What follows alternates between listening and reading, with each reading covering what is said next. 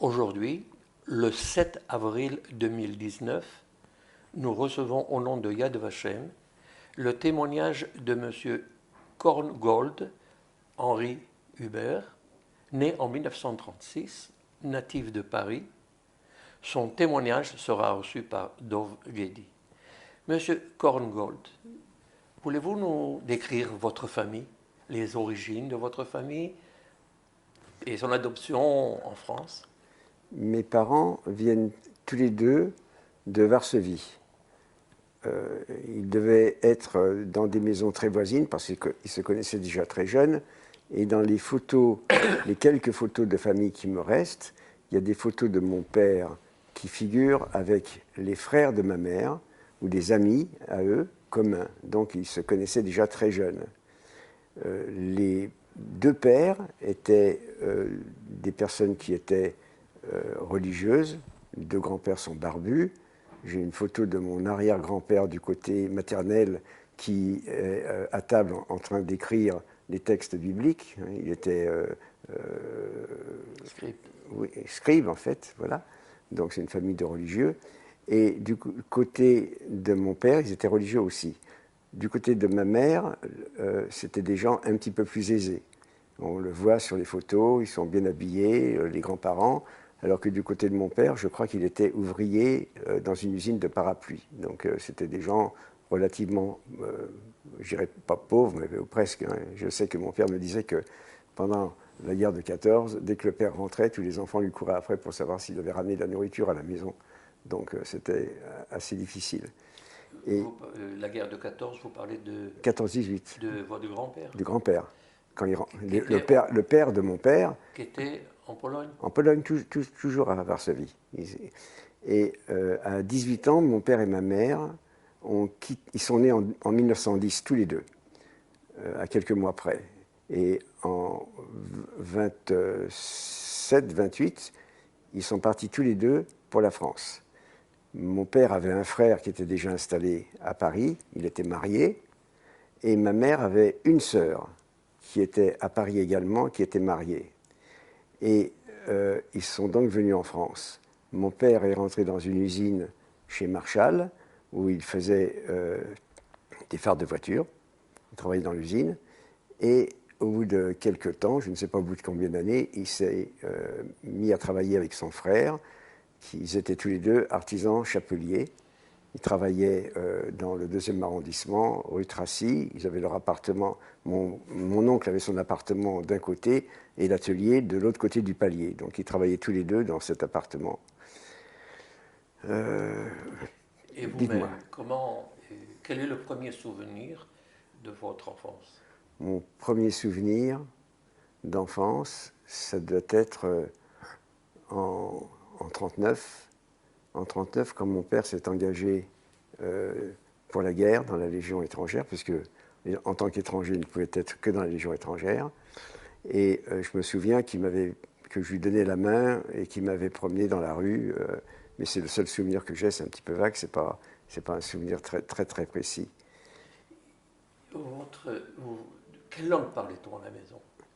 À la maison, mes parents ils nous le parlaient à nous en yiddish.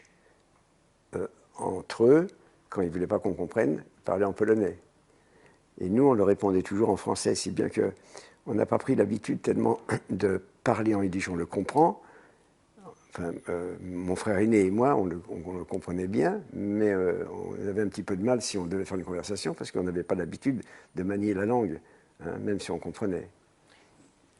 Votre appartement, était-il un grand appartement? C'était un tout petit appartement qui était dans le 18e arrondissement, au pied de la butte Montmartre, rue Poulet, au 2e étage, je me rappelle. C'était un tout petit appartement. On avait des voisins qui étaient très gentils avec nous. Je me rappelle que les voisines me prenaient sur leurs genoux quand on venait les voir. Des voisines non juives? Non juives, non juives. Hein. Une au premier étage, en dessous, je me rappelle, Madame Aubert, qui était une femme un petit peu forte. On avait du plaisir à être sur ses genoux. Elle était très gentille avec nous. Puis la voisine aussi. Donc on n'a pas eu de problème de voisinage immédiat, disons. Et puisque vous venez d'une famille, disons, plus ou moins religieuse Oui. en Pologne, Oui. de quel fond familial, en fait, à Paris, vos parents? Mes parents, à Paris, je ne me souviens pas du tout d'actes religieux à la maison, ou de fêtes, pas du tout.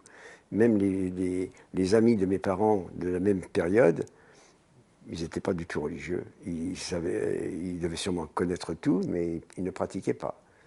On était tenus, enfin, ce qui les retenait dans, dans le fait d'être juifs, c'était qu'ils venaient tous de la même région, ils parlaient le yiddish, ils avaient une nourriture qui était un petit peu particulière. Vous mangez cachère à la maison? Moi, j'ai absolument pas cachère à la maison. Et- Et tous les voisins qui étaient juifs autour, c'était la même chose. Bon, ils avaient des a priori, ils n'avaient pas mangé du lapin ou peut-être du cochon, mais c'était pas cachère, la cuisine.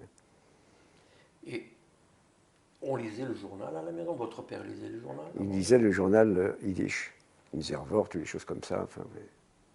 C'est ce que je me souviens. Hein. Donc, et votre mère travaillait-elle ou était-elle ménagère? Ma mère ne travaillait pas. À la période dont je me souviens, moi, pour cette période-là, elle ne travaillait pas. Donc sûrement que mon père gagnait assez d'argent pour l'entretenir sans qu'elle ait besoin de travailler. Mais ce n'étaient pas des gens riches. Hein. Ils vivaient... Enfin, c'était basique hein, au point de vue... Mais lorsque on pressentait, malgré tout, que les événements allaient changer le cours de votre vie, par exemple, les bruits de guerre, les tambours de guerre, vous aviez une radio à la maison? On avait La radio? On avait la radio à la maison, mais dites-moi, à l'âge que j'avais, je ne m'intéressais pas beaucoup à ces Absolument, problèmes-là. Mais mes parents, ben, mon père s'est engagé en 1939 pour la durée de la guerre. Avant ça, mais lorsqu'on on écoutait la radio, Oui. votre père, forcément, Non, on devait moi, je me écouter suis... les Sûrement, discours de Hitler. sûrement. Est-ce que ça, quelle est l'influence de ces discours, de cette ambiance en France, malgré tout, sur le quotidien de votre famille? Moi, je ne me souviens pas. Vous savez, quand je suis né en 1936, en 1940, j'avais 4 ans. On sent une certaine nervosité ou un changement Non. de comportement. Non, parce que mon père est parti donc en 1939 à l'armée. On est resté, mon frère aîné et moi, on est restés seuls avec elle.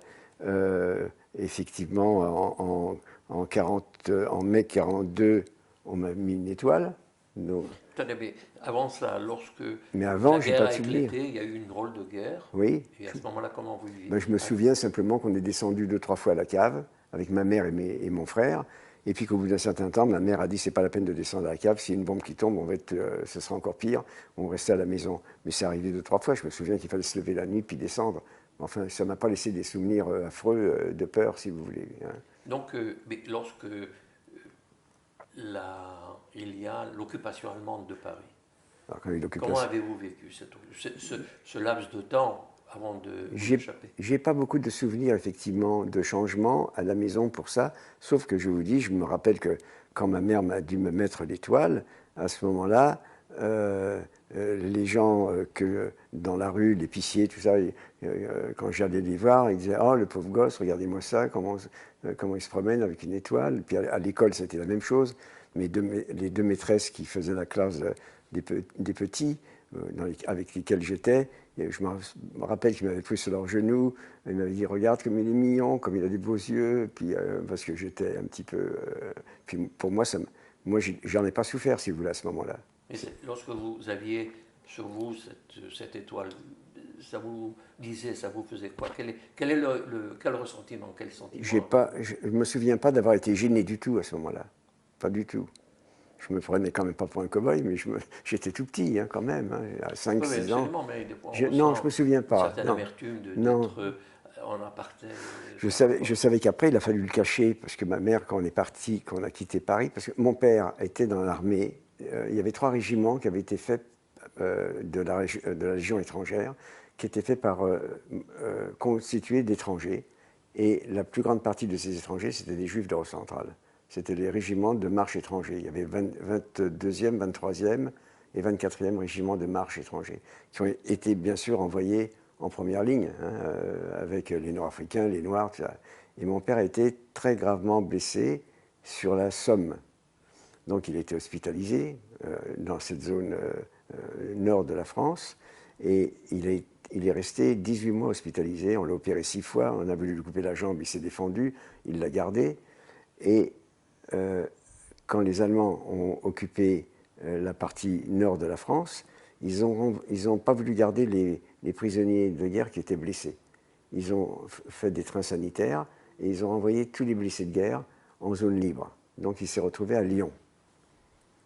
Donc quand il était à Lyon, il essayait de trouver un passeur pour nous faire passer, pour qu'on puisse venir le rejoindre. Et effectivement, il a trouvé quelqu'un et on a quitté Paris une semaine avant la Grande Rafle. C'est-à-dire en 1942. En 1942.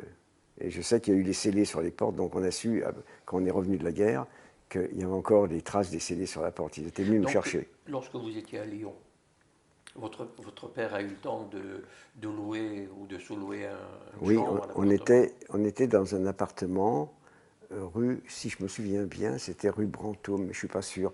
Je sais que c'était une rue avec des vieilles maisons assez larges. Il y avait des platanes au milieu, je me souviens de ça. Et on m'avait mis dans une école religieuse de bonnes sœurs. Donc je suis resté quelques mois dans cette école, où j'ai appris à faire de la prière, ça m'a servi pour après, à faire le signe de croix en tout cas. Et mon frère, lui, je ne sais même pas dans quelle école il était, parce que moi j'étais avec les petits. Alors là, pour faire de la prière, on les faisait 4 fois par jour. Hein, j'étais rodé. Hein. Je savais comment il fallait faire le signe de croix. Mais à ce moment-là, est-ce que vous avez pris conscience quelle était la différence entre être juif? Non. Parce non, que pas si on du tout. faisait réciter des prières, Oui, à ce moment-là... oui, mais enfin, j'ai récité ça comme j'aurais récité n'importe quelle récitation de La Fontaine. Hein. Bon, Il fallait le faire à ce moment-là, parce qu'il y avait quelqu'un de malade dans l'administration, on faisait une prière pour elle, je salue Marie, machin truc, pour sa sauvegarde. ça n'a pas influencé. Moi, ça ne m'a pas influencé du tout. Non, et donc, lorsque vous étiez dans cette école religieuse catholique, oui. vous habitiez chez vos parents. Chez mes parents, c'était tout près. Mais donc, lorsque vous passiez de l'école à la maison, on n'avait pas d'étoiles, il n'y avait rien. Évidemment, mais donc il n'y avait rien. Ça s'est bien. Oui, non, ça s'est bien passé. Mais là, vous étiez, malgré tout, c'était pas encore l'occupation, puisque vous non, êtes passé vers juillet. Voilà. Août. Et quand les Allemands sont rentrés dans la zone sud, c'est à ce moment-là qu'il a fallu partir. Et que mon père, qui marchait encore avec des cannes à ce moment-là, parce qu'il se relevait de toutes les interventions, nous a dit un jour, on part en Savoie, quelqu'un m'a donné la clé d'une maison où on va pouvoir aller se cacher. Et on est donc parti dans cette maison. Je ne me souviens absolument pas du voyage. Je n'ai aucun souvenir du voyage. J'avais donc 42, j'avais 6 ans. Voilà. Vous étiez, rappelez-moi s'il vous plaît, le nom de la ville, de l'endroit. Oui, c'était en Savoie, à Mian. C'est pas très loin de Chambéry, Challes-les-Eaux. La ville la plus proche, c'est Challes-les-Eaux. Mais comment vos parents ont-ils choisi cette... Ils n'ont pas choisi. Mon père a trouvé quelqu'un qui lui a donné la clé d'une maison qui se trouvait là. Qui était ce quelqu'un? Alors, ce quelqu'un, d'après ce que je peux savoir, devait être le fils d'un monsieur Caron. C'était un garçon qui devait avoir à l'époque autour de 25 ans. Mon père en avait 29, hein, quand même, ils étaient encore jeunes, à cette époque 42. Il est né en 10. Oui, c'est ça, il avait une trentaine d'années. Mon père et lui, ils devaient en avoir pas loin, quoi. Et je pense que c'est par ce monsieur-là qu'il l'a eu, parce que il n'avait aucune accointance dans les milieux militaires, mon père. Et ce monsieur, quels étaient ses rapports avec votre père? Et ça, je ne sais pas. Votre père était-il... Malheureusement, je ne sais pas. Parce qu'on pense que c'est lui, parce que sinon, il n'y avait aucune raison qu'il trouve cette clé comme ça. Ce n'est pas par hasard qu'on donne la clé d'une maison. Ce monsieur Caron. Alors, ce monsieur Caron était le fils de monsieur Caron. Ce monsieur Caron, qui était, lui, un ancien professeur de mathématiques, qui est devenu inspecteur d'académie, et qui avait été appelé au ministère de Vichy parce qu'un de ses anciens élèves travaillait au ministère de la Jeunesse et des Sports, qui était dirigé par Jean Borotra, si ça vous dit quelque chose, et qui lui avait demandé de venir l'aider dans d'une des divisions du ministère. Et il s'occupait donc, théoriquement, des gens qui partaient en Allemagne pour travailler. De la STO. Voilà. Et ce que je sais, parce qu'il a été récompensé pour ça, c'est qu'il a empêché beaucoup de jeunes de partir, en leur trouvant toujours des raisons particulières, dont toute une génération de normaliens, de normal sup, qu'il a fait envoyer exprès dans le sud de la France pour faire des stages de gymnastique, pour les empêcher de partir. Et il a sauvé également des Espagnols républicains, qu'il a même gardé après la guerre à son service.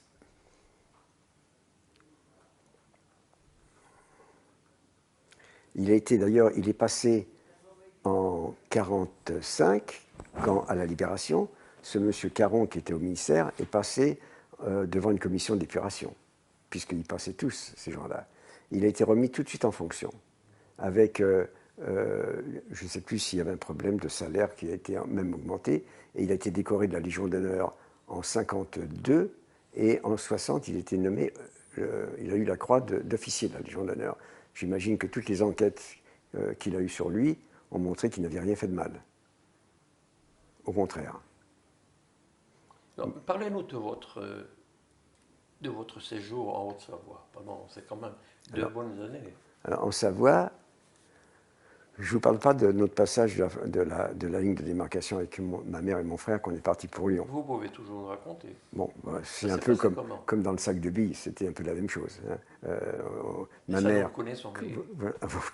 qu'on a quitté Paris, ma mère avait défait les étoiles, mais les avait laissées cousues très très lâchement, et quand on est rentré dans le métro pour partir à la gare, elle les a arrachées, elle les a foutues par la fenêtre, ce que j'ai toujours regretté, parce que j'en ai jamais retrouvé d'autres après.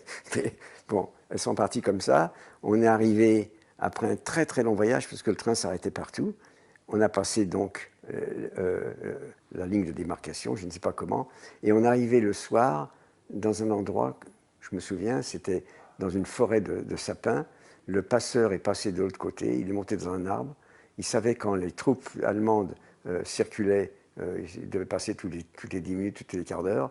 Il nous a fait signe avec un mouchoir. On a traversé à quatre pattes le chemin et il nous a amenés dans une ferme qui était de l'autre côté. On nous a servi une omelette et après, je ne me souviens plus. Moi, je me suis retrouvé à Lyon, c'est tout. Mais vos parents ont-ils payé ce passage, je suppose? Je pense que mon père avait dû le payer. On ne le connaissait pas particulièrement, donc il n'y avait pas de raison qu'il le fasse. J'imagine hein, que c'était fait. Mais bon, donc vous êtes passé. On est resté à Lyon comme ça pendant quelques mois. Et à Lyon. À Lyon, avant l'occupation allemande, la condition de vie était vivable? Pendant que nous y étions. À Lyon. Je ne sais pas ce que faisait mon père, je ne sais pas de quoi il vivait, parce qu'il était quand même pas mal blessé. Il marchait, il clopinait un petit peu. Et on n'est pas resté très longtemps, on est resté quelques mois seulement. Je ne sais pas comment, il devait sûrement avoir quelques réserves, parce que sinon ils n'auraient pas pu survivre. Il ne faisait pas de trafic, donc il fallait bien qu'il vive de quelque chose. Hein. Je me souviens d'un de ses amis, enfin une relation à lui, je le voyais dans la rue là-bas à Lyon. Il marchait avec des lunettes noires et puis une canne blanche. Sa femme le tenait par le bras et il faisait semblant d'être aveugle pour pouvoir passer inaperçu, pour ne pas se faire arrêter. Mais il a survécu justement parce que je l'ai revu après la guerre, ce monsieur. Donc ça a servi quand même à quelque chose. Mais vous vous êtes posé la question pour quelle raison vos parents ont-ils quitté la France, Paris J'avais la notion qu'il fallait se cacher, qu'il ne fallait pas dire comment je m'appelais, qu'il ne fallait pas dire que j'étais juif. Ça, j'avais la notion, et je crois que, bon... Mais vous, pour vous, être juif, ça voulait dire quoi? Ça voulait dire être autrement que les autres, c'est tout. Et à votre avis, c'était quoi être autrement?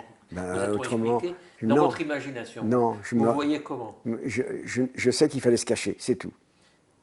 Je sais qu'il fallait se cacher, j'en sais rien. À 6 ans, je ne me posais pas la question.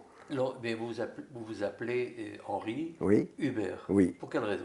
Alors, Henri Hubert, c'est très différent. C'est parce que quand j'étais petit et que ma mère m'amenait, ce que je vous ai raconté tout à l'heure, m'amenait dans le jardin d'enfants, il y avait toutes les femmes juives qui étaient autour d'elle, avec qui elle parlait évidemment, et tous les enfants jouaient sur le tas de sable. Et puis elle me dit que toutes les femmes, tout le monde devait s'appeler Henri, parce que Herschel, ça devait être un prénom qui était... Quel était votre nom? Herschel. Herschel. Donc ça devait être un nom qui était relativement commun, c'était le nom d'un grand-père évidemment. Et toutes les femmes m'appelaient Henri, Henri, Henri, avec l'accent yiddish. Ouais. Alors elle dit, j'en ai eu marre, tous les gosses s'appelaient pareil. Quand je suis rentré à la maison, j'ai cherché un autre nom dans le calendrier, j'ai trouvé Hubert, et puis je t'ai appelé comme ça. Voilà. Bien, alors Mais maintenant, ce n'était pas mon prénom officiel. Ça m'a embarrassé pendant de nombreuses années, jusqu'à mon mariage, ça m'a embêté. Parce que personne ne m'appelait autrement que Hubert. donc vous êtes à Minence, à Amiens, Mayence, Amiens. à Mayence, excusez-moi. Alors Amiens, Amiens en Savoie. alors la maison, c'était une toute petite maison. Comment viviez-vous ces Alors, 2 années alors jusqu'à la Libération? jusqu'à la Libération, il y avait des poules. Mon père faisait le potager. Ma mère, qui était assez douée pour la couture, faisait quelques bricoles, des petites jupes, des machins, des retouches et des choses comme ça, aux quelques fermières qui étaient dans le secteur. Et c'est comme ça qu'on eut des poules. Donc on avait déjà les œufs à la maison. Mon père faisait le jardin. Et puis donc avec ce qu'elle faisait comme couture, on avait un sac de farine, des choses comme ça. Ils se sont débrouillés comme ça. Hein. Ils ont fait et j'avais sûrement un petit peu d'argent. Parce que je sais qu'au moment où ça a été très très mal, vers 1944, où ça chauffait dans le secteur, parce qu'il y avait beaucoup de maquisards et beaucoup d'Allemands qui circulaient pour les retrouver, mon père avait peur qu'il soit pris, qu'on soit pris même là-bas, et il devait avoir quelques pièces d'or qu'il avait mis dans une boîte et qu'il avait enterré au pied de la maison. Il nous avait appelé, mon frère et moi, pour qu'on sache où ça se trouve, pour le cas où on reviendrait, puisqu'on était placés, nous, à ce moment-là, on était placés pendant quelques mois chez des paysans à une dizaine de kilomètres, dans une ferme. Et parce que comme ça chauffait, ils nous avaient justement, pour nous protéger, ils nous avaient mis là. Et pour être sûr, si on revenait et que eux aient été pris, ils voulaient me montrer où ça se trouve. Oui. Lorsque vous avez été caché chez les paysans, Oui. c'était une idée de votre père ou vous avez été conseillé? Je pense que c'est l'idée de mes parents parce que on est resté en Savoie, ça se passait relativement bien parce que les fermes qui étaient voisines étaient assez loin. On était très isolés. La maison, c'est une petite bicoque. Je vous montrerai la photo, je l'ai là. Personne n'est venu nous embêter, c'était loin de la route. Vous alliez à l'école? J'allais à l'école à Mian et le maître d'école, qui était en même temps le secrétaire de mairie, c'est ce qui se faisait beaucoup, et qui était un type qui faisait partie de la résistance. Ça, je l'ai su après. Il savait qui on était. Mon frère et moi, on était dans des sections différentes. Il y avait une seule classe avec 4 rangées pour aller du début de l'écriture jusqu'au certificat d'études. Vous voyez, il y avait un seul maître pour tout ça. Et il faisait les papiers, il donnait les cartes d'alimentation, toutes ces choses-là. Donc, il a aidé mes parents. Et moi, je me souviens pas comment on était inscrit. Est-ce que vous avez inscrit à la mairie? Je me souviens Les cartes pas. d'alimentation, par exemple. Mais lui, il les donnait comme ça, parce qu'il était dans la résistance, justement. Il a aidé. Mais il n'y avait pas beaucoup. De toute façon, on n'avait pas besoin de tellement de cartes. Il fallait acheter du pain, quelques produits. Et mon père allait une fois tous les 2 mois, à peu près, à Challes-les-Eaux. Il prenait le car, il descendait, il y avait peut-être une demi-heure de marche pour arriver jusqu'à une petite nationale, où il prenait le car pour aller à Challes-les-Eaux. Et il y allait une fois tous les 2 mois, il faisait juste aller-retour. D'ailleurs, à ce propos, ma mère, qui était une femme qui rêvait et qui avait des rêves prémonitoires, avait dit une fois à mon père, Charles ne part pas, parce que, on l'appelait Charles en français, hein, Joulim, c'était son nom de Pologne, et ne part pas, j'ai rêvé qu'il va se passer quelque chose aujourd'hui, ne part pas. Et ils ont envoyé mon frère qui avait 10 ans, on était en galoche, nous, comme des paysans, hein, et il a pris le car. Et quand le car est arrivé à l'entrée de Challes-les-Eaux, il a été arrêté par la Gestapo et par les gendarmes. Les gendarmes ou les miliciens? Et les gendarmes, ils ont dit, descendez, tout le monde descend, les femmes d'un côté, les hommes de l'autre. Et mon frère était dans le car. Et il y a une femme qui l'a pris par la main, qu'on ne connaît pas, qui est descendue avec lui. Il était sauvé comme ça. Et nous avec. On n'a jamais su qui c'était. On n'a jamais su qui c'était jusqu'au moment où moi j'ai retrouvé, mais ça c'est une autre histoire, parce que les gens qui nous avaient prêté la maison connaissaient l'histoire après la guerre. Donc il y a eu un rapport entre les gens qui étaient là-bas et les gens qui nous ont prêté la maison. Donc il y avait des gens qui savaient qu'on était cachés par les Carons et qui ont fait attention à nous un petit peu. C'est-à-dire que cette maison appartenait aux Carons? Aux Carons. C'était soi-disant une maison de fonction. Et vous avez d'autres souvenirs de la Savoie? De savoir, Vous faisiez oui. quoi tous les jours? Vous alliez à l'école? D'abord, on allait à l'école. on allait à l'école quand on pouvait. C'est quand même 2 ans que vous êtes resté. On est resté 2 ans. On allait à l'école. Déjà en hiver, on sortait, des fois, il y avait de la neige haut comme ça, on ne pouvait même pas ouvrir la porte. Il fallait attendre que le paysan qui est à 500 mètres passe avec un chasse-neige qui était tiré par un cheval. C'était les bœufs encore, hein, là-bas, et les chevaux. Hein. Alors on restait donc, on ne pouvait même pas sortir de la maison. Et quand c'était les vendanges, il y avait des vignes tout autour. Les enfants n'allaient pas en classe parce qu'ils aidaient les parents à faire, donc l'école était vide. Quand c'était les blés, la moisson, il n'y avait pas de classe, on n'allait pas en classe très souvent. Hein. Et chez nous à la maison, il faut que je vous dise qu'il y avait mes parents, il y avait mon frère aîné et moi, mais que ma mère, au tout début, quand on est arrivé là-bas, elle avait sa cousine qui était restée à Paris avec son mari et un petit bébé d'à peine 1 an qui était à Paris, qui ne savait pas où aller. Ils sont venus nous rejoindre. On leur a trouvé la maison qui était... Il y avait un genre de hangar qui était de l'autre côté de la route, qu'on leur a donné. Et mon père avait avec lui également un copain à lui qui restait avec nous pendant toute la guerre. Parce qu'il n'avait pas où aller, il était divorcé, je crois qu'il avait ses enfants, je ne sais pas, il avait perdu une fille de la diphtérie pendant la guerre, enfin c'était une sombre histoire, mais il est resté chez nous pendant tout le temps de la guerre. Il y avait également ma petite cousine, ma cousine Suzanne, dont la mère avait été prise en 1942 à la Grande Rafle, qui était mort, et son père, le frère de mon père qui était chapelier avec lui, était venu nous rejoindre avec sa fille. Lui était parti dans un village à Chapareillan où il était caché avec un ami, et il nous avait laissé sa fille. Donc on était à 10 dans la maison. Oui. Pour combien de pièces? Je ne crois pas que ça comptait. Il y avait une pièce où tout le monde mangeait en bas, il y avait 2 chambres en haut, il y avait peut-être 4 pièces en tout, quoi. Et il n'y a jamais eu de friction entre tous? Non, non, des frictions, il n'y en avait pas. Non, non. Mais il y avait une certaine crainte, malgré tout. Ah ben oui, parce qu'il y a des moments où quand ça chauffait, tous les hommes de la maison, enfin les hommes, les 3, donc il y avait, allaient coucher dans la forêt qui était à 500 mètres, pas très loin. Comment que ça chauffait? Il y avait plus d'agitation dans le pays. On voyait des voitures il y avait une petite route qui passait à 150 mètres devant la maison. C'est pas une route départementale, un chemin. Et plusieurs fois, les Allemands ont emprunté ce chemin pour monter dans la montagne.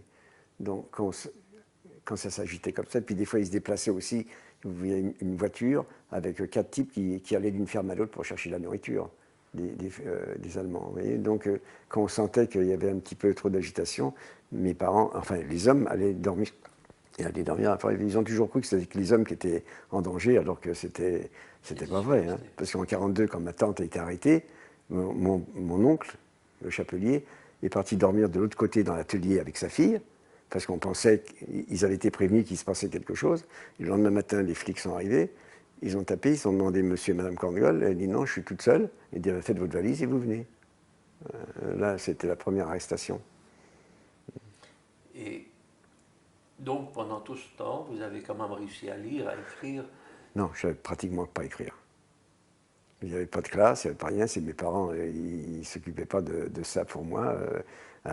Quand je suis rentré à Paris à 9 ans, on m'a mis dans une classe rue Ferdinand-Berthoud, en classe, la plus petite classe de l'école communale.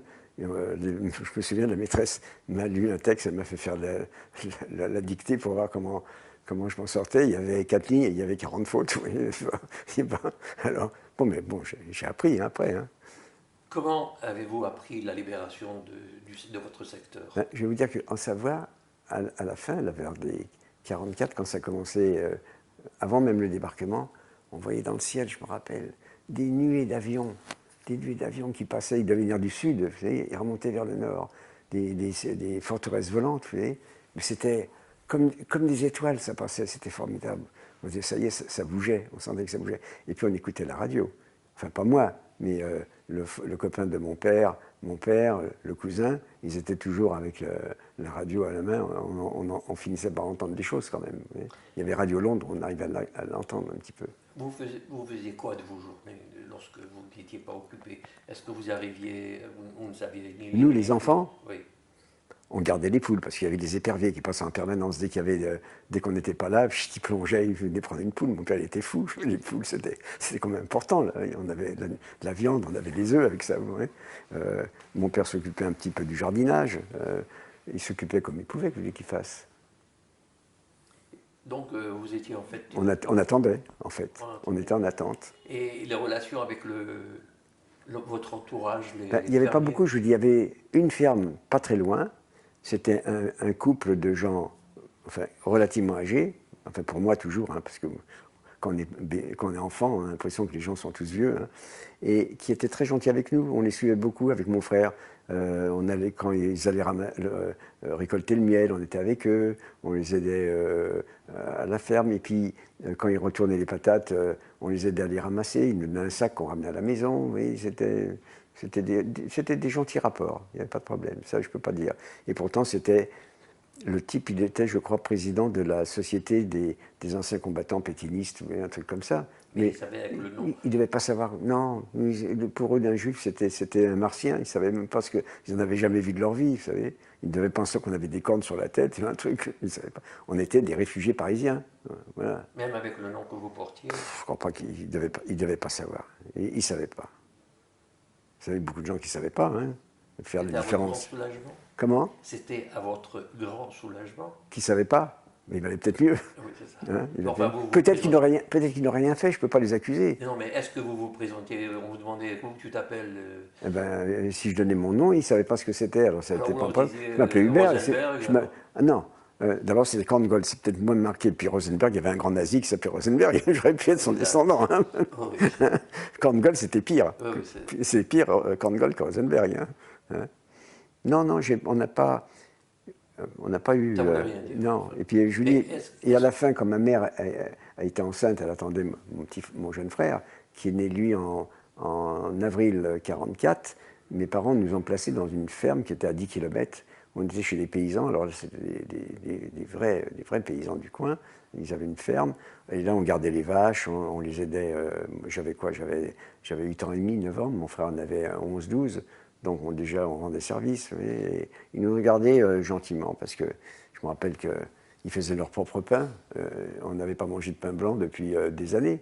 Parce que quand on était avec mes parents, c'était le pain qui était fait au village, c'était du pain de son ou du pain de maïs. Mais lui, il avait son pain, c'était à la ferme, il faisait son propre pain. Non, ça c'est, je ne peux pas dire. Les gens chez qui on était placés, on était gentils. Lorsque vous m'avez dit, votre frère est né en 1944. Le jeune, hein, mon jeune frère. Votre jeune frère. Ça s'est passé encore sous l'occupation ou après C'était encore l'occupation.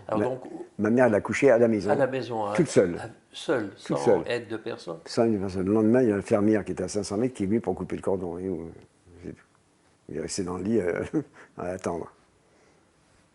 Mais ça ne l'a pas rendu malade. Il est très bien, mon jeune frère. Donc, la guerre se termine. Ça se termine de quelle façon? Alors, la guerre se termine. Mon père rentre le premier à Paris pour voir ce qui reste. Parce qu'on ne savait pas tout ce qui s'était passé. On a les camps, les machins, tout ça, personne ne savait. On était coincés dans notre coin là-bas. L'appartement qu'on avait à Paris était occupé par des réfugiés qu'on ne pouvait pas foutre dehors, paraît-il, me disait mon père. Donc, on est venu habiter, puisque mon oncle qui était à Chapareillan, le père de ma petite cousine, qui était à Chapareillan, il a été arrêté en 1944. Il a été pris en 1944 là-bas, en Savoie. Parce que les Allemands ont entouré le village. Il y avait peut-être des dénonciations, j'en sais rien. Mais lui, il s'est sauvé avec le copain avec qui il vivait. Il a eu peur. Et les Allemands l'ont vu. Ils leur ont couru après. Ils s'étaient rentrés dans une ferme, ils s'étaient mis dans du foin. Et eux, avec des pics, ils ont cherché, ils les ont trouvés. Et il est parti dans le dernier train qui allait à Auschwitz. C'est le dernier convoi pour Auschwitz. Il est parti là-bas. Donc, elle a perdu son père à ce moment-là, sa mère en 1942, donc elle est restée, en fait, elle est restée chez nous. Mes parents l'ont élevée, enfin, elle s'est mariée. Enfin, comme une... Voilà, comme une sœur, c'est de l'autre sœur. Donc, lorsqu'on apprend ce qui se passe... C'était dramatique. C'était dramatique. Comment vos parents l'ont-ils appris? Écoutez, quand ils sont rentrés à Paris, j'imagine que tout le monde devait en parler. On voyait des films, je me rappelle, aux actualités, On voyait les Américains qui étaient rentrés dans les camps.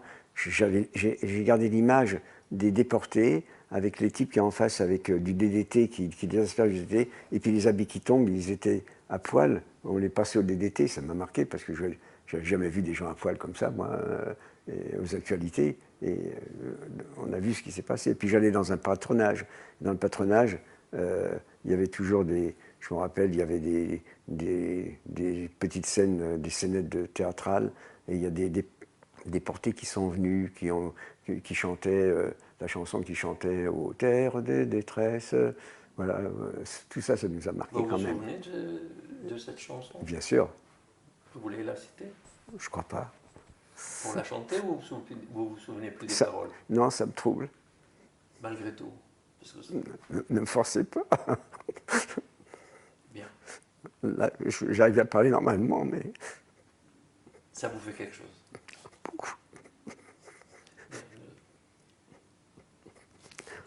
Donc, vous avez appris le destin de tous ces gens-là. Ben oui, il ne restait plus personne. Et donc, comment reprend-on le cours normal de cette vie? Ah ben écoutez, et puis en plus, il y a mon père qui a trouvé sa cousine, qui est revenue à la maison. Elle est restée pendant 1 an à la maison. C'était le drame tous les soirs. Elle racontait comment c'était passé dans le ghetto, comment elle a été prise, comment ils ont été déportés, comment elle était à Auschwitz. Elle a servi de cobaye pour l'autre salopard de Mengele. Et il l'avait stérilisée, elle n'avait plus les doigts de pied, il a été bouffé par les rats. Enfin, c'était atroce, quoi. Et vous, comment... Même moi, nous, on écoutait tout ça, on était à table Non, avec tout le monde. vous reprenez, vous alliez à l'école quand même. On allait à l'école, oui. Vous avez commencé à reprendre d'aller à l'école. Ben, j'ai commencé Le à premier retourner. jour à l'école. Ben, on allait tous les jours à l'école. Non, mais quand vous commenciez vos cours, vous a-t-on demandé où vous étiez passé tout ce temps-là? Comment se passe vos relations élèves, enseignants, vous qui arrivez de l'école? Il n'y a rien eu de particulier pour moi. Je veux dire qu'ils se sont conduits avec moi comme ils se conduisaient avec les autres. J'ai pas eu. Vous saviez ni lire ni écrire. Oui, ben, j'ai commencé à ce moment-là. Ils ont trouvé Je savais quand même déchiffrer. Donc, quand même. On trouvait ça anormal Oui, je pense qu'après la guerre, je ne vais pas être le seul non plus. Donc, puis la maîtresse était très gentille, il n'y a pas eu de problème. Non, non, j'ai vite rattrapé, hein, en fait, puisque je suis rentré en 6e, j'avais 13 ans, voilà. Donc, entre 9 ans et 13 ans, j'ai rattrapé un petit peu tous les cours de... Et cette période que vous avez vécue, et cette période après, comment vous surmontez-vous ce que vous avez traversé? Parce que vous prenez conscience quand même que vous avez traversé quelque chose Bah, qui oui, n'était pas normal. Tout à fait. Mais enfin bon, on était quand même dans un milieu très juif, entouré de tous les enfants, des amis de mes parents qui avaient survécu, qui étaient là. Excusez-moi, où habitiez-vous à Paris? À Paris, après la guerre. après la guerre, on habitait dans l'endroit où il y avait l'atelier de mon père Chapelier. Il y avait l'appartement d'un côté et l'atelier de chapellerie qui ne fonctionnait plus. Mon père avait trouvé un associé, il faisait de la confection de vêtements. Oui. Il n'y avait pas les machines. Il y avait la coupe du tissu, il faisait monter à l'extérieur et il vendait, il avait des clients qui venaient acheter. Et on habitait, nous, de l'autre côté du palier, c'est rue Tracy, c'est l'angle du boulevard de Sébastopol. Vous voyez où ça se trouve, non? Ouais. En face du square des Arts et Métiers, juste là. Vous voyez. C'est un appartement, il y avait 2 chambres, un séjour dans lequel on rentrait directement quand on ouvrait la porte palière, une cuisine avec les cabinets dans la cuisine et pas d'eau, pas de douche, pas de rien. Et on allait au bain-douche toutes les semaines.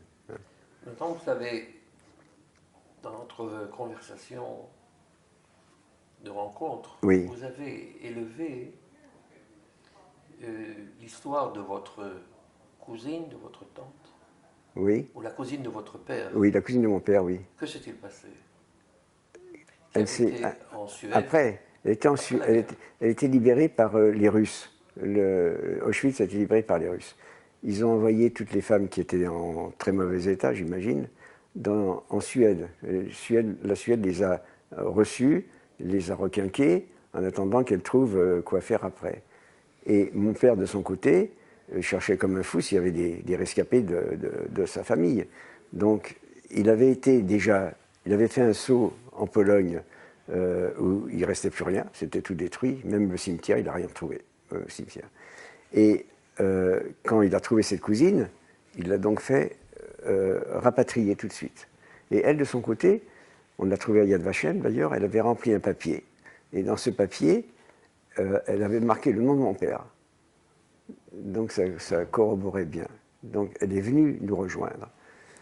Et elle est restée chez nous pendant 1 an. Et c'est là où mes parents ont appris tout ce qui s'était passé avec toute la famille, parce qu'ils étaient tous de Varsovie.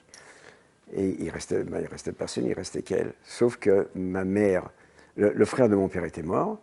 La sœur de ma mère, qui était en France avant elle, avec ses enfants, ils avaient tous été déportés aussi. Donc il ne restait plus que mon père et ma mère, c'est tout. Des 2 côtés. Aucun des enfants n'était resté.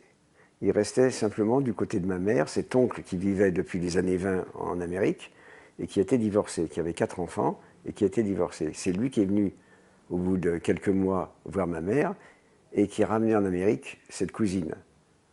Et cette cousine, elle a vécu avec lui parce qu'il avait dit, ah, après tout ce qui s'est passé, je vais lui faire une belle vie là-bas. Il était à Chicago. C'était pas un homme très riche, je ne sais pas quelle belle vie il lui a fait, mais enfin bon, elle était au moins à l'abri de tous les problèmes. Et elle a vécu avec lui pendant, je ne sais plus, 4-5 ans. Je me rappelle, je suis arrivé un matin de l'école, du lycée, il y avait les bougies d'allumées à la maison. Je lui ai dit, qu'est-ce qui se passe? Et ma mère m'a dit que son frère était mort. Donc, Et quelle est la particularité de votre une parente, de cette parente? Cette particularité, vous me l'avez dit. ah oui, elle était à Auschwitz pendant 3 ans. Elle a servi de cobaye à Mengele. Il l'a stérilisée complètement. Donc, hein. Vous avez parlé d'une histoire de poupée. Ah oui, mais ça c'est après alors. L'histoire de poupée, c'est une histoire qui est survenue après, en ce sens que elle est morte. Son mari est mort. Elle s'est remariée avec un ex-déporté. Je vous ai raconté ça tout à l'heure, avec un ex-déporté qui était un homme très très gentil, qui est venu nous voir plusieurs fois à Paris pour les bar mitzvahs, pour les mariages. Ils sont venus. Et il est mort au bout de 15 ans. Elle a donc perdu le deuxième. Et elle a retrouvé quelqu'un avec qui elle n'était pas mariée, elle ne vivait pas avec, mais il partait en vacances avec le même groupe. Et ce type-là, au bout de, je ne sais plus, 4-5 ans, il avait 2 grands-filles, je me rappelle, je les ai vus quand je suis venu la voir à Chicago. Et il est mort aussi. Et elle a sauté par la fenêtre. C'était en hiver à Chicago, elle a sauté par la fenêtre. Donc elle s'est retrouvée à l'hôpital. Quand on a su qu'elle était hospitalisée et qu'elle s'était suicidée, mon frère aîné et moi, on est partis à toute vitesse là-bas pour organiser son retour. On pensait qu'elle allait rentrer à la maison, qu'il fallait qu'elle ait un peu d'argent, qu'on paye l'hôpital, qu'on organise enfin des choses pour elle. Donc, on est resté 1 semaine à Chicago. On a trouvé un avocat qui était très gentil, qui s'est vraiment chargé de tous ces problèmes. Et on est rentré, et au bout de 3 mois, elle est morte. Et comme mon frère était un peu submergé par son travail, je suis parti seul avec ma femme pour l'enterrement.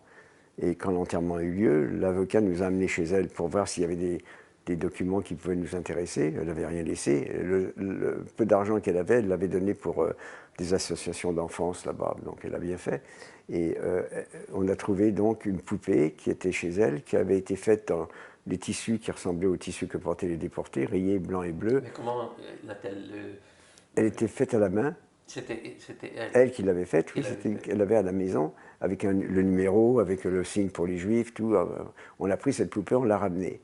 Et comme on est 3 frères et qu'on ne voulait pas la couper en 3, on a dit, et que ma fille partait justement à Jérusalem, je lui ai dit de passer à Yad Vashem et d'amener la poupée et d'en faire cadeau. Et pour qu'il la garde. Cette dame, votre proche parente?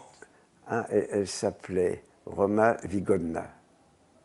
Elle devait s'appeler Rosenberg d'abord, puisqu'elle s'est mariée Rosenberg, mais Vigodna, c'était le nom de son deuxième mari, avec qui elle est restée mariée longtemps. Mais elle a été exposée il y a 2 ans d'ailleurs. Il nous a envoyé une invitation pour venir la voir.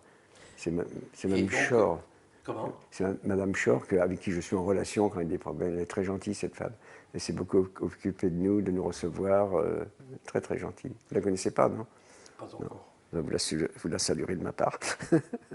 Donc, comment avez-vous constitué, reconstruit votre vie? Où avez-vous continué votre vie? Puisque vous avez commencé tardivement vos études. Écoutez, j'ai terminé mes études normalement avec le baccalauréat. Je me suis inscrit, j'ai fait l'école dentaire, j'ai fait mes études dentaires à la fac. Et je suis parti à l'armée. C'était la guerre d'Algérie à ce moment-là. Je partais pour 3 ans, mais j'étais déjà marié. Ma femme que vous avez vue, je l'ai connue très très jeune. On s'est mariés, elle avait 19 ans quand on s'est mariés. Moi, on s'est mariés l'année de ma dernière année d'études, donc en 61. Et je suis parti à l'armée. La guerre d'Algérie s'est arrêtée pendant que j'y étais. C'est pas moi qui m'y. C'est pas grâce à moi. C'est pas grâce à moi. Je dis, mais je suis rentré au bout de 18 mois parce qu'ils ont ramené le service. Voilà. Et puis, j'ai commencé à travailler chez quelqu'un. Puis, je me suis installé. Bon, vous avez combien d'enfants? J'ai 3 enfants, 2 filles et un fils. Un fils qui continue, qui est dentiste également, à Paris et qui continue donc le cabinet que j'avais créé. Et mes filles sont, une est enseignante maintenant, elle est divorcée d'un médecin, mais elle est enseignante. Et la deuxième fille est antiquaire décoratrice, elle s'occupe de choses comme ça. Elle a 2 filles, elle aussi. Vous voulez ajouter, monsieur Korngold, vous voulez ajouter quelque chose que vous n'avez pas encore dit à votre écoutez, je ne sais pas si je vais vous parler de la famille que j'ai retrouvée, parce que c'était une histoire extraordinaire. La famille que vous avez retrouvée? La famille qui avait passé la maison. Parce que quand vous parlez de M. Caron? Des Caron. Parce que je peux? Oui, bien sûr. Alors, cette famille Caron, je me rappelle quand j'étais rue Tracy, donc au retour de la guerre, sont venus à Paris voir mes parents. Je me souviens parce que quand j'ai voulu rentrer à la maison, comme il y avait deux pièces, une pièce et puis des chambres, il n'y avait pas où se mettre, mes parents m'avaient dit d'aller me balader, vous voyez, de les laisser. Après, on n'a plus du tout entendu parler d'eux. Eux, ils habitaient en Savoie. Je crois qu'il n'y avait pas eu de relation particulière après. Et il y a, en 2008, on était à la campagne, et ma fille aînée, elle me dit, ça lui vient comme ça à l'esprit, comment vous avez eu la maison? Je dis, je ne sais pas. Qu'est-ce qu'ils sont devenus les gens qui vous ont prêté la maison? Elle dit, j'en sais rien. Je dis, mais comment? Elle commence à faire toute une histoire. Comment que ça se fait? Ils vous ont passé la maison, vous êtes resté 2 ans dedans, vous avez été sauvé grâce à ça. Et vous n'avez gardé aucune relation, mais c'est scandaleux. Elle a commencé à faire toute une histoire. Alors j'ai dit, c'est vrai, c'était pas mon problème, j'étais petit garçon, mais si vraiment tu penses que c'était pas bien, on va essayer de retrouver. Et on était à la campagne, c'était un vendredi. Et je téléphone aux 2 villages, à Mian et aux Marches, c'était les 2 villages qui entouraient la maison, à 3 km d'un côté, à 4 km de l'autre.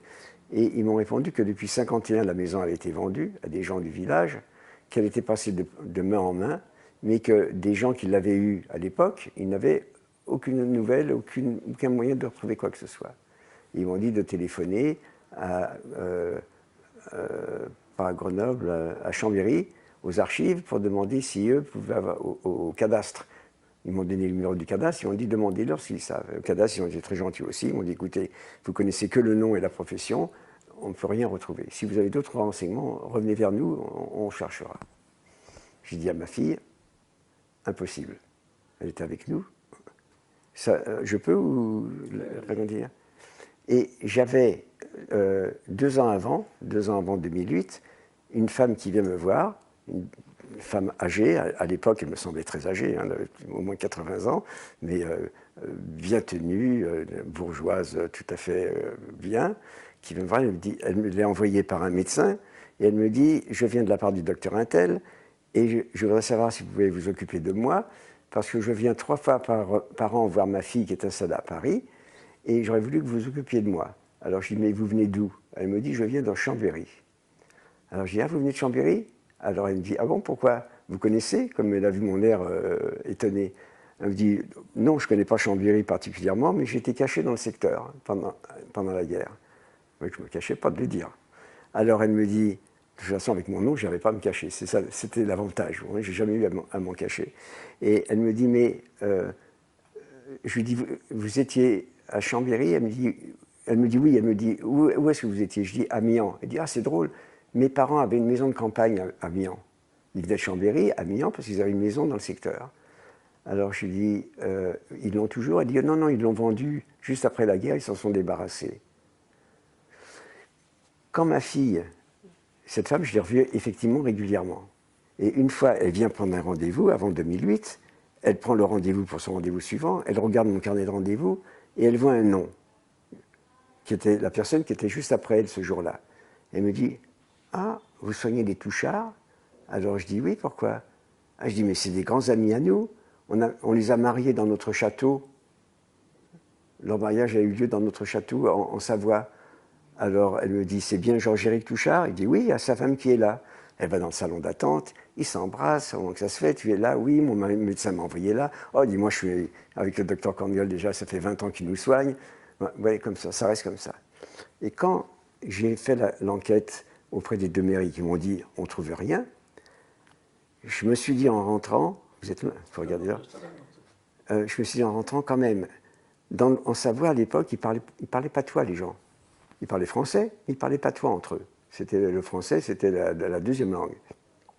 Je dis, un type qui est installé dans cette maison, qui est inspecteur d'académie, qui doit donc avoir d'un certain niveau, et ces gens-là qui ont leur maison, parce qu'elle m'a dit que son père était l'ancien maire de Chambéry, avant la guerre, pendant des années, il a été le maire de Chambéry. Donc c'était aussi d'un certain milieu, ils avaient le château, machin truc, c'était un certain milieu, si vous voulez.